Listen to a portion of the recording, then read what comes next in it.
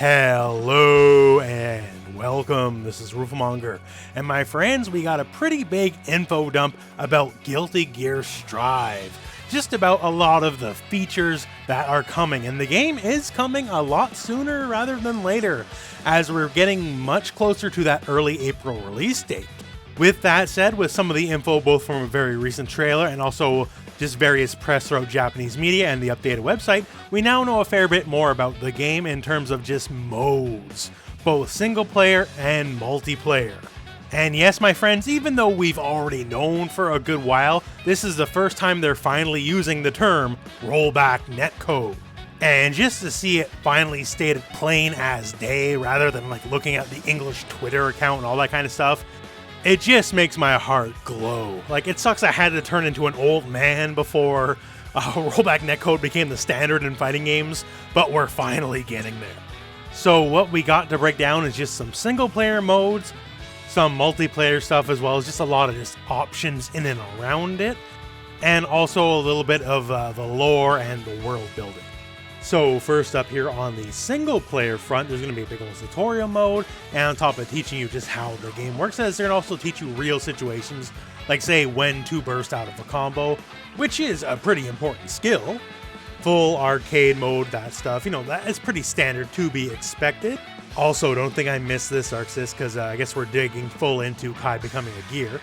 Also, Eagle Eye, people who caught the quasi-tag mode before, that is tied to arcade mode, I guess. Certain battles allow you to have multiple people fighting at the same time on your side. Survival makes a return, classic mode for a lot of fighting games, single player stuff. And also, where's Medal of Millionaires mode? I probably don't need that one, right? We got the mission mode, which effectively also doubles as an alternate tutorial mode, if you will. Seems to be a lot of missions per tier, and that's very good as there's a lot to explain. So I hope they dig deep on this end.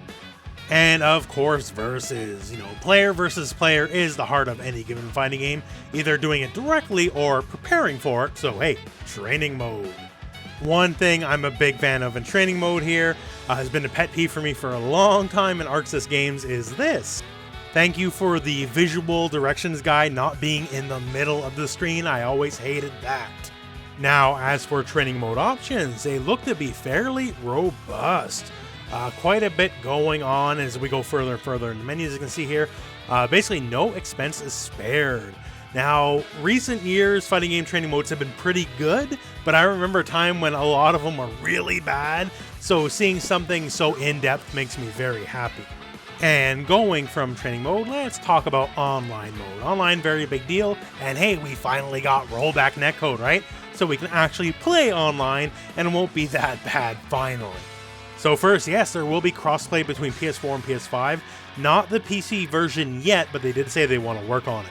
And the lobby returns. It was not well praised in the beta. It does have a little bit of a different look nowadays, but same kind of deal. Hopefully it's better is really all I can say, since they're doubling down on it.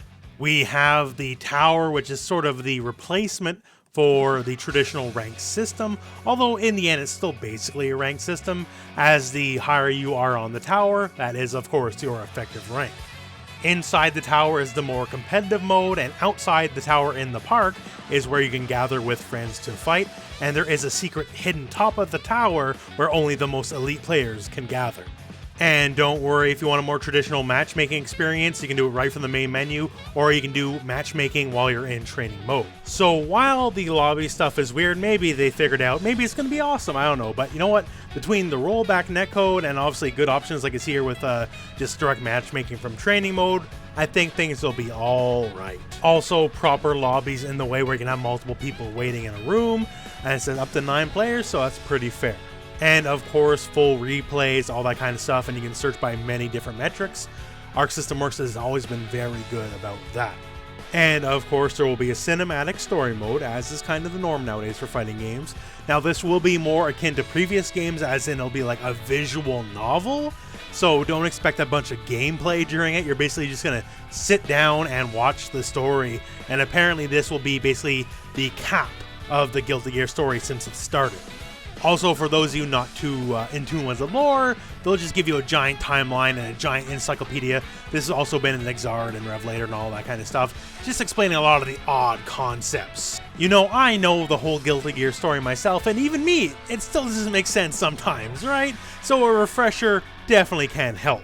And there will be all sorts of goodies to unlock with your world dollars as you unlock while you're playing the game, all that kind of stuff. So it says here, collect all kinds of goodies, right? So there'll be tons of stuff for people like collecting stuff. It's all there for you.